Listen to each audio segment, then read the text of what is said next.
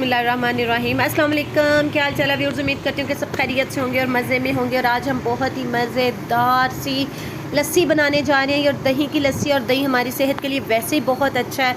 ये हमें अपनी रोज़मर्रा की रूटीन में लाजमी इस्तेमाल करना चाहिए। इसमें बहुत ज़्यादा कैल्शियम, विटामिन सी होता है। और ये अगर आप खाने के साथ या तो चटनी के तौर पर यूज़ करें या फिर सुबह नाश्ते में लाजमी एक गिलास लस्सी का पिया करें। तो लस्सी को तो वैसे तो बनाना बहुत ही आसान है, लेकिन कुछ थे मतलब मेरे सब्सक्राइबर थे, उनकी रिक्वेस्ट आई थी कि प्लीज़ मैम हमें लस्सी बनाना सिखा दें। तो चले मैं आपके लिए एक लस्सी की रेसिपी लेके आई हूँ।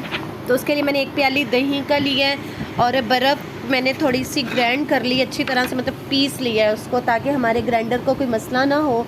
बारीक बारीक मैंने उससे मतलब कर लिया हुआ है। और एक गिलास दूध का, थोड़ी सी चीनी और थोड़ा सा नमक, ये हमें सारी चीज़ें चाहिए होंगी। और अब हमने अपने जग में दही डाल दी है। अब हम इसमें एक गिलास दूध का डाल देंगे। आप इसी तरीके से लस्सी बनाइएगा, आप यकीन करें सबको बहुत ज़्यादा पसंद आएगी। हर किसी का ज़ाहिर बात अपना अपना एक तरीका होता है, वो किस तरीके से बनाते हैं। अगर आप इस तरीके से बनाएंगे ना तो बहुत ही टेस्टी और बहुत मज़े की बने। जो नहीं मतलब लस्सी पीना पसंद करते, वो भी इसको बनाकर पियेंगे ना तो उनकी भी फेवरेट हो जाएगी। और ये वैसे भी हमारी सेहत के लिए बहुत अच्छी होती है। तो मैंने ये चीनी, नमक, बर्फ़, लस्सी और दूध, ये मैंने सारी चीज़ें डाल दी। अब हम इसको अच्छी तरह से ग्राइंड कर लेंगे। जब तक ये झाग ना आए हमने उसको उतनी देर तक इसे ग्राइंड करना है।